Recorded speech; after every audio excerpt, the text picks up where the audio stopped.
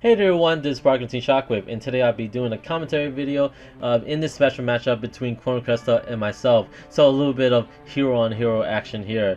It's been a while since I last saw Chroah. It was basically in maybe 2012 at YC's Providence since I last saw him, but it was great to talk to him again, especially to a fellow hero player. But we were playing a matchup with the decks that we were actually peening at YCS Dallas, which we in the results we kind of lost our last match at the end of day one. If you guys haven't heard about Chroah, he's a big enthusiast when it comes to heroes as well. So I recommend checking out his channel. He has amazing lore videos as well that's worth checking it out. And he has very diverse deck profile based on heroes. So if you guys want to see something like that, check his channel out. There'll be link and annotation on the video and even the description down below. But other than that, let's get straight to the matchup here. So on the right side, Chroah is playing a hybrid of Shaddoll heroes, which is very interesting to see. I didn't think these two will coexist one another, but Chroah was able to make it work for him. Using cards like Blazeman and Fusion Recovery gives him a lot more bigger field presence when it comes to this kind of build. On the left side, I'm playing the Mass Cure build, which I kind of changed around a bit for YCS Dallas, but it's kind of your standard 10 monsters, bunch of spell to trap build.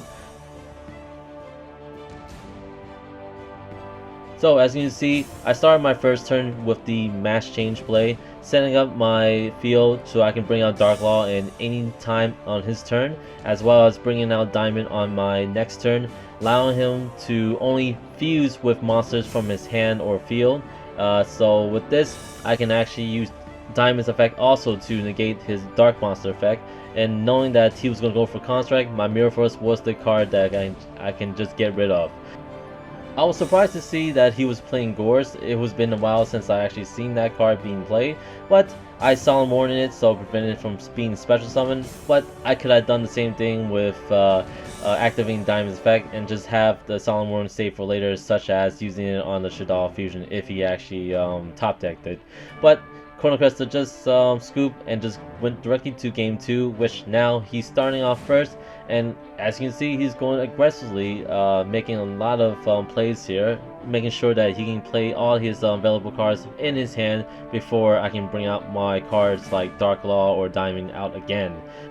So he fusion summoned into his Construct, which is basically a problematic card against hero decks, especially Dark Law, because no matter if Dark Law is already face up in the field, he can just easily Shaddoll fusion, sending any of the two materials from his deck to the grave or banished zone in this case, and then attack over the Dark Law, in which it's basically downhill from there if you're not able to protect that.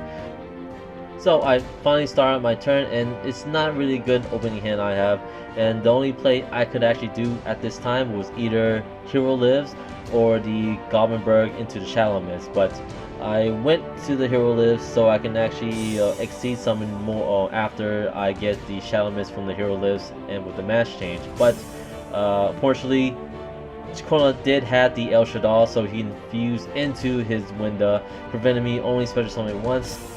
From there, I had to end my turn by setting 3 back rolls, and the back rolls did really not much to help me protect myself from the onslaught I was about to get, especially against Construct, because that's the real monster I had to worry about. But then again, Winda is just there to just prevent me from keep on special summon all my monsters, and so I can really exceed summon into my my Castell if I'm not able to special summon more than once.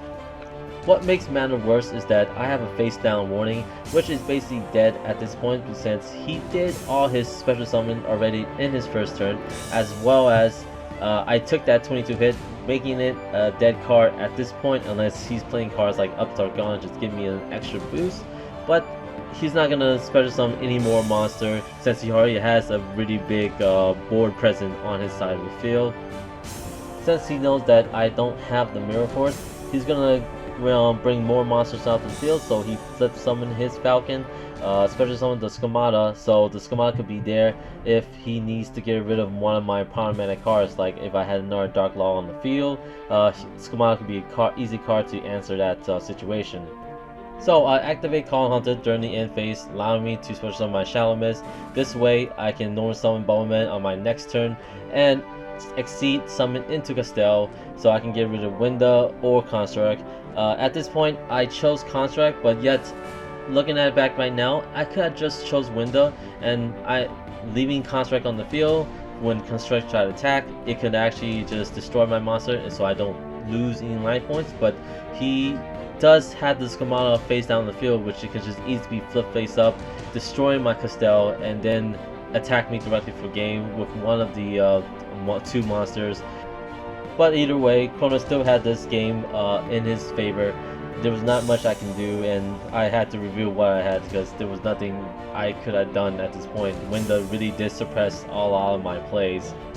So we're going to game 3, and Chroah's going first just by sending one monster down to end his turn, which it was fortunate enough for me because I thought he was going to go all out like he did in the last game. So I'm going to start my turn with my favorite ideal play, and that is the Goblin into the Shadow Mist and Shadow Mist again the Mass Change. This way I can really thin out my deck and draw more crucial cards later in the game. I would prefer using this rather than activating cards like Hero Lives. I'm not a big fan activating 4,000 life points during my first turn, but if the situation calls for it, I would. So Chroah just quickly in his turn, just leaving his monsters face down, not doing anything, not even sending a trap or spell. From there, I just summon my Neo Alias and then trying to do some quick damage, but he did have the dragon face down, which I thought was another max T that he had face down like he did in game 1, but looked like the circumstance was a little bit different this time. From here, I'm able to attack with Goblin and Alias, but again he special summoned the Gores after the attack of the Alias. Afterwards, I Exceed Summon into Constellar Diamond. This way, since he got rid of my Dark Law, it was my next best answer to going against a deck like this, especially stopping his Dark Monster's effect. So I set down a couple of back row and end my turn. I was very confident that my back row would protect me from wherever he can dish out, but if he summon cards like Denko, I'm pretty much fucked. So Chroah has been contemplating on what he should next, so he switched his Gores into attack mode and crashed with our 2 monster. But I did have the Mirror Force to protect myself, which I believe that he already knew that from the start, so I think at this point he was just luring some of my cards so I have a less of a field advantage to go over where he had in mind. So afterwards the attack, he played Reinforcement to get his Blazeman, summon his Blazeman to get the Poly to his deck from his hand, and from there he fused into Shaddoll, which I was kind of shocked that he brought out because I thought he was going for that the Fire Shaddoll monster, but instead he chose this, and now he's playing Fusion Recovery, getting the Poly back to his hand, and one of the fusion material he used either Blazeman or Beast, but he decided to do Beast again. So if you guys haven't noticed, Chroah put some of his cards upside down. This way he can remember which cards to be targets for Fusion Recovery, which is actually a good idea if you're playing cards like those. Now, he's gonna Fusion Summon into his Construct, but I did have the Boundless to respond to it, but he did have El Shaddoll in his hand, fusing the Construct and the Beast head that he just returned back, thus bringing out a new copy of Construct out to the field, which I'm not too worried about it since he already attacked for the turn, so I can have some way to respond to it on my next turn. From here, I was kind of baffled to see why he brought these 2 monsters out until he Exceed Summoned into his Felgrand, which was quite surprising to see that he has room for cards like that. Especially when you have 2 archetypes that has their own different fusion to go off from. Nonetheless, that Felgrand gives him a little more better field advantage than I do, even though I do have 2 back rows set. One of them is compulsory, but I need to lure out his effect so I can actually return it back to his hand. With that, Diamond cannot really do anything against the Felgrand, so I have to switch it to defense mode and end my turn from there. So Chroah just drew the Foolish Burial. Not much he can do with it while Diamond is on the field, so he had to attack over it, which that's what I wanted in the first place because I did have the Hero Lives in my hand and I can activate it if I control a monster. Afterwards, Chroah is Foolish Burying his Falcon so he can actually get a little more better field advantage on his side of the field. Hopefully get something that he might need crucially on his next turn. So I'm gonna activate my hero list, paying that good chunk of 4,000 life points, so I can activate Shadow Mist effect to search for a match change, but he stopped it from there using Felgrand's effect. So that means that I have an opportunity to get rid of his Felgrand with my compulsory, but I'm gonna save that for later and go with a different method here, and that way I can actually save it for a more crucial play.